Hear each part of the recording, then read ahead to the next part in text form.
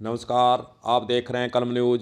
किसानों के लंबे संघर्ष के बाद सिद्धमुख नहर परियोजना की टेल तक पानी पहुंचने के लिए आसानी हो चुकी है। आपको बता दें कि अफसरों की 30 टीमें गठित की गई थी। लगातार टीमों के द्वारा निगरानी की गई, जिसके उपरांत ही टेल तक पानी पहुंच गया है। जिला प्रशासन के साहसी प्रयास से निश्चित तौर पर पानी चोरों के हौसले कुछ दिनों के लिए थम गए हैं, यूँ कहें कि पस्त हो गए हैं।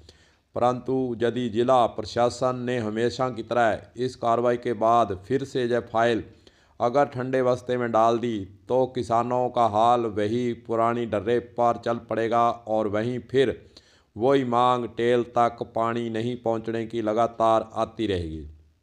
यानी हम कह सकते हैं कि अगर प्रशासन के द्वारा इन नहरों की निगरानी लगातार नहीं की और सख्त हिदायत के साथ कार्रवाई एफआईआर आदि दर्ज नहीं की गई, तो वैसा ही हाल वापस हो जाएगा। आपको यह भी बताना चाहेंगे कि यह मामला सीएमओ तक पहुंचा था और प्रशासन को टेल तक पानी पहुंचाने के लिए मुख्यमंत्री कार्यालय के स्तर से निर्देश जारी हुए थे। उसके बाद ही प्रशासन ने यह ठोस बंदोबस्त करने का निर्णय लिया था और टेलों तक पानी पहुंचाने का प्रयास उन्होंने किया है। पानी एक बार पहुंचा भी है, परंतु सबसे बड़ी जो लड़ाई की जड़ है, टेल तक पानी क्यों नहीं पहुंचता है और पानी माफिया जो चोरी करते हैं उनके हौसले बुलंद क्यों हैं, इस पर भी प्रशासन को गौर करने की आवश्यकता है।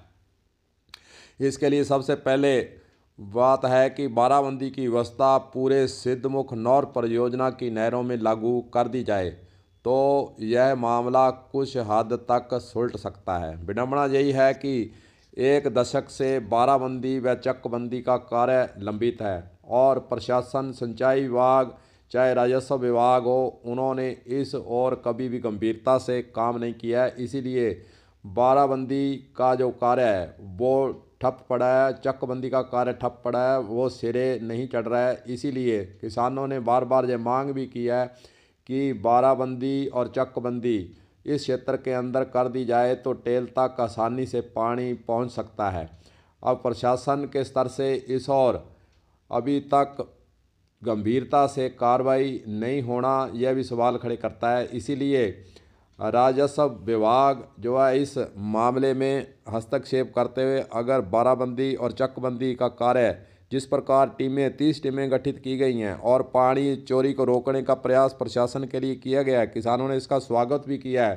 साथ ही मांग की है कि इसी प्रकार राजस्व विभाग, सिंचाई विभाग, पुलिस विभाग, सारे विभाग, कृषि विभाग, सभी विभाग आपस में तालबंदी कर अगर बाराबंदी और चकबंदी का कार्य सिरे चढ़ा दें तो किसानों को टेल तक पानी पहुंचेगा। वहीं दूसरी ओर जो अनेकों समस्याएं, अनेकों झगड़े, अनेकों फसाद, अनेकों मुकदमे, राजस्व के मुकदमे जो किसानों के खेती से संबंध चल रहे हैं, उनसे फिर उन्हें छुटकारा मिलेगा और उस पर भी विराम लग सकता है।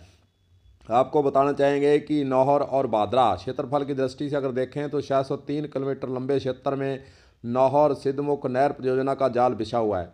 इन नहरों में और सिंचाई हेक्टर सिंचित करने की योजना प्रोजेक्ट के रूप में टेल तक पानी पहुंचाना जब ही नसीब होगा जब प्रशासन इस और गंभीर होकर चकबंदी और बाराबंदी को लागू कर पाएगा। किसानों को इसीलिए इंदिरा गांधी नहर हो चाहे भाखड़ा नहर के तर्ज पर जब वहाँ पर चकबंदी, नहरबंदी और अन्य जो भी समय समय पर सिंचाई विभाग के द्वारा नियम लागू किए हैं, फिर इस नौहर सिद्धमुख नहर परियोजना है जो इस पर फिर बाराबंदी का सिस्टम लागू क्यों नहीं हो रहा, यह सवाल खड़े करता है।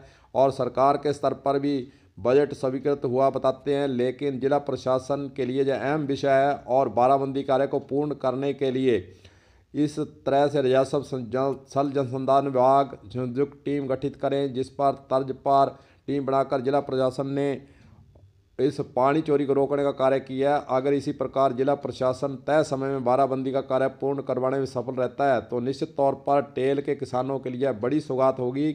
जब तक बाराबंदी का कार्य पूर्ण नहीं होगा तब तक टीमें गठित करके नहरों की निगरानी करने की प्रक्रिया को खानापूर्ति से अधिक समझना ठीक नहीं होगा। किसानों को यही कहना है कि एक बार प्रशासन ने टेल पर पानी पहुँचाया है, परंतु फिर वापिस अगर यह टीमें कार्य करना बंद कर देगी तो फिर वही पुरानी धरड़े पर जो है भूमाफिया, पानी माफिया, चोरी माफिया ये सक्रिय हो जाएंगे। इसीलिए राजस्व विभाग और सिंचाई विभाग को मिलकर चकबंदी और बाराबंदी पर काम करना चाहिए। अब देखना होगा कि जिला प्रशासन, राजस्व विभाग और सिंचाई विभाग, चाहे कृषि विभाग, जो भी विभाग इससे जुड़े हुए हैं, पुलिस विभाग, वे मिलकर इस पर कार्य करते हैं तो किसानों को लाभ होगा। कलम न्यूज़ के लिए गुरदेव सिंह सैनी की रिपोर्ट।